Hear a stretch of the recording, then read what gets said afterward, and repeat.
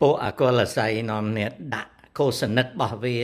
វិភាគឡើងចេញអាចចេញនោមរឿងកម្មសុខា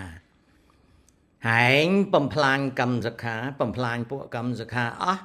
ឥឡូវនេះកម្មសុខារួចខ្លួនហែងចេញអាចចេញនោមវិភាគអស់ហើយឥឡូវនេះអស់ហើយណាវាទម្លាក់ចោលកិច្ចការវាដែលភូតកុហកប្រមូលស្រោមសបុតអស់ហើយវាមកវិភាគកម្មសុខាម្ដង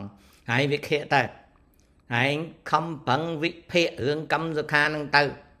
ណាចាំអញមានពេលអញនិយាយបន្ថែមទៀតពួកឯងឥឡូវនេះចូលពួកអកុលស័យឯងហ្នឹងគេហៅអកុលស័យនៅសល់តែ2ឡូឯងវិភាគអាម៉េចក៏អត់ចាញ់ដែរហើយឯងទៅគៀបសង្កត់កម្មសុខាអាម៉េចក៏អត់ចាញ់ដែរកម្មសុខាដឹងច្បាស់ថាពួកឯងជាមនុស្សក្បត់សម្ព័ន្ធភាពហើយកាលណាក្បត់សម្ព័ន្ធភាពហើយគឺអត់មានជួយទុក្ខធរៈអីដល់ជាតិទេក្រៅពីចរុកបំផ្លាញជាតិបំរើមហិច្ឆតាសៀមឆ្លៀនពេលតែប៉ុណ្ណឹងដូច្នេះហើយចង់ល្មិចក៏ដោយអកុលស័យ2ឡូឯងនឹងបន្តិចទៀតនៅសល់តែ1ឡូទេអានាងអើយខំចំណាយពេលចរុកកម្មសុខាទៅ